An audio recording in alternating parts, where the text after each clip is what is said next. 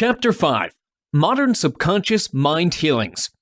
As we have already established, our subconscious mind holds limitless healing power.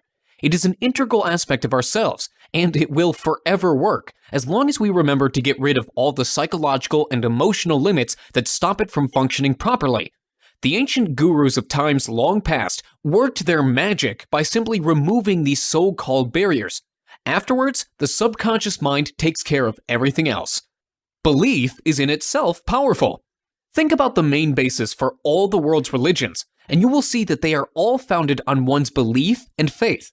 Belief is the universal law of life that we all observe, and your belief is also a determining factor in your ultimate destiny. It is what we believe in that tells our subconscious mind to concentrate and aim our efforts and energies in accordance to the patterns of our thoughts. Even our dreams are somewhat shaped by our belief system. We are what we believe in, or we are at least defined by our beliefs. Practically everything about ourselves as individuals is determined by our belief system. How we live our lives is but a reflection of the thoughts contained within our mind. If we choose to believe in living positively for the future, we will more than likely lead a happy and successful life full of achievement and zero regrets. If we instead choose to focus on negativity and the bleakness of reality, we would lead a life defined by melancholy and despair. Ergo, it is foolish to have a negative belief system, or at least one that will affect our lives in a self-destructive manner. Combining the functions of the subconscious and conscious mind together. By combining the conscious and subconscious mind's functions as one, so that they can function in harmony and coordination together, we can now perform what is typically called a technical prayer, also known as prayer therapy or a scientific prayer. In a manner of speaking, the technical prayer is a method to realize our objectives by deliberating them carefully in our mind, first through mental actions before physically making it into a reality. A technical prayer works like this. It enables you to voluntarily or consciously concentrate on a particular outcome or desired idea, which allows it to be communicated to your subconscious mind. By getting in touch with the reality of the desired outcome or selected idea, or at least focusing on its many aspects and facets, so that it is the only thing in our mind, we can express the notion to our subconscious better and clearer. Do not underestimate the power of blind faith. For some people, the term blind faith is an insult to those extreme believers who are seemingly enemies of common sense and reason, because they lay everything on the line in order to believe something for the sake of believing. However, these people tend to miss out what blind faith truly entails with that oversimplification of the concept. A person who uses his faith in order to heal typically has no scientific understanding of the healing process or the operations needed in order for it to work. He will naturally assert that he has been gifted with healing powers, and he requires the patient's blind faith in his abilities as a faith healer to bring about a cure to an ailment through the subconscious mind. The faith healer is nothing more than a medium through which the healing occurs, and it is the patient's subconscious mind that truly does all the work. In ancient times, priests and other holy men have offered healing by performing special, oftentimes outlandish, rituals that guide the patient into concentrating on and believing that they would be healed by them. As long as the psychological barriers of disbelief, fear, and skepticism are suspended or outright removed, the subconscious mind will be receptive to positive healing energy that can be used to nurse and revitalize the ailing body. For example, let us return to the Franz Antoine Mesmer case mentioned in a previous chapter. If you recall, Mesmer was an Austrian physician who was able to cure a multitude of his patients by simply stroking magnets on their bodies. Later on, he began doing the same strokes without magnets and with only his bare hands, and the healing effects of his ministrations remained the same. He claimed that the healings remained consistent throughout, as he elucidated his theory about animal magnetism. Up until now, there is no solid scientific proof of his theory of animal magnetism, even though the fact remained that he was still able to cure so many of his patients regardless. Once Mesmer died, a Manchester doctor named James Braid demonstrated that he was able to reproduce most of Mesmer's extraordinary healing effects while giving patients instructions in a hypnotic state. On a side note, the term mesmerism, to fixate, enthrall, or spellbind, owes its roots to Mesmer's name. Here lies the power of blind faith, suggestion, and whatever else that allows us to gain access to the subconscious mind and shut off its mental blocks of sorts. James's work illustrates how powerful the subconscious mind is, which, in turn, is mostly accessed through the faith of an individual to a given idea or notion. We have the ability to unleash the subconscious mind's enormous potential by providing instructions below our level of awareness, for example, while in a state of hypnosis. The belief that you need to call to mind the subconscious's healing powers are mostly found at the subconscious level. In order for the subconscious to work its wonders, it has to believe in its own abilities before any sort of healing can take place. However, the ideal scenario for healing entails a receptive conscious mind that is open to the overriding, all-consuming belief too. The one thing that blocks the power of the subconscious mind, its biggest obstacle, arguably, is the conscious mind itself. All your doubts, misgivings, and indecisions stem from the conscious mind, and it is the part of your mind that keeps your subconscious in check, including its incredible healing powers. Everything you need to know about remote healing. For the sake of example, let us assume that one fine day, you are away on a business trip abroad when your father back home contracts a grave illness and is required to stay in the hospital to keep his condition stabilized. The doctors say that he is hanging between life and death, and you are too far away to make it back to him in time.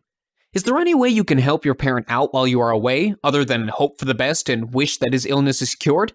Because the situation is literally out of your hands, the best way you can help him is through the power of prayer, especially if you are a person of faith or religion. However, in terms of subconscious healing, the power of prayer can go a long way because time and distance are not huge obstacles when it comes to the law of the mind.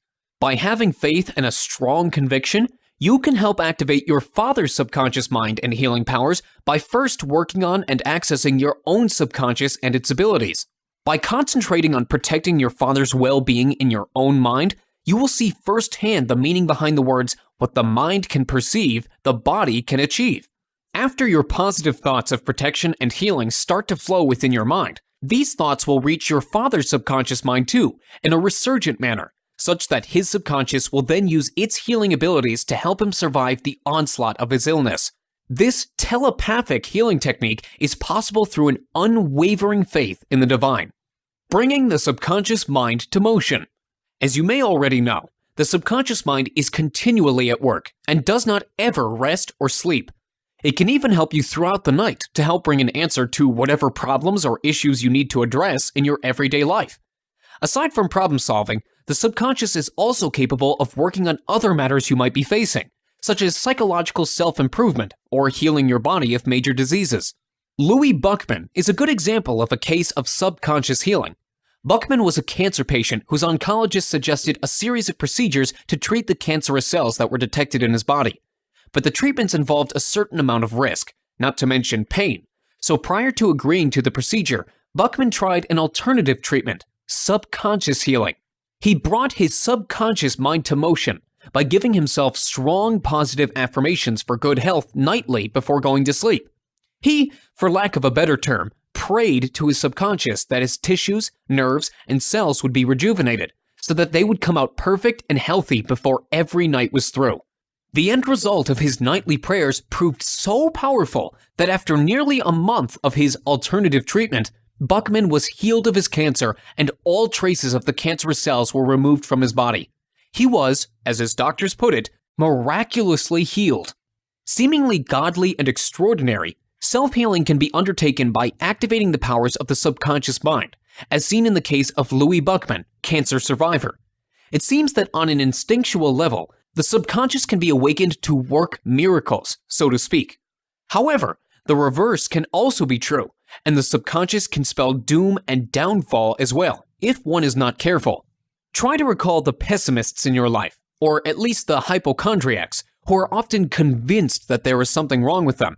More often than not, their sicknesses are a result of their convincing themselves that they have medical issues of any kind. What they have actually done is that they activated the powers of their subconscious, and it readily obliged them and their inadvertent wishes by giving them exactly what they feared most, or at least what they believed they had. By telling themselves and others again and again that their health is failing them, it would only be a matter of time before their subconscious makes their beliefs into a reality, while they grow weaker and weaker each passing moment. If they have the death wish of believing their illness is terminal, then their subconscious mind can realize that fear as well. Whether for good or for bad, Never underestimate the power of belief and its effect on the subconscious. If you yourself have been thinking or talking about your sicknesses to the point of obsession, it is advised that you halt your alarmist ways, because it will only harm you in the end. Every time you focus on your disease, your subconscious will be programmed to stop your body's healing process. So the fears that you have been excessively obsessing on will come to fruition. Thinking positively is not lip service. It may mean the difference between life and death. Never underestimate the power of the subconscious. If you desire to be healthy, then think about being healthy. That way, your body will find the drive and motivation to do its best in staving off whatever ails you. Do not focus on your illness. Focus on how you may cure it and how lovely your life is going to be without it. Have faith in your subconscious and your ability to heal yourself. Try this. Keep in mind the following crucial principles when attempting to remotely heal a loved one or yourself through the infinite healing of your subconscious mind. Believe that infinite healing exists in every individual. It is a power that resides in every single person's subconscious mind and needs only activation in order to begin healing an afflicted body. Faith is essential. Belief in the infinite healing will only serve to empower its effectiveness on the body. Disease has no ultimate reality in anyone's life. Give it power through negativity, and it will become incurable in accordance to one's belief. No one can be healed of any illness should disease have an ultimate reality. Trust that those who come into contact with the afflicted body are guided by the divine.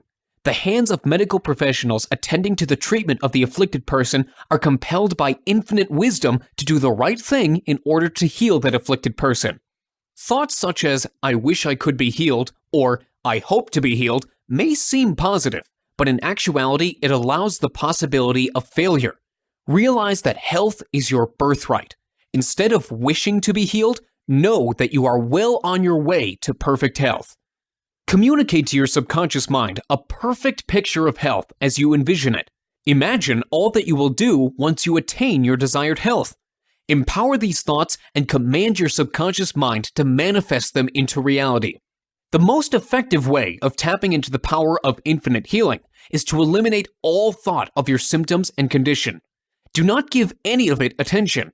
Instead of dwelling on your illness, turn your mind to the divine. Trust in the power of the one healing presence, God, and know that your faith in Him and the infinite healing within you will bring you the health that you desire.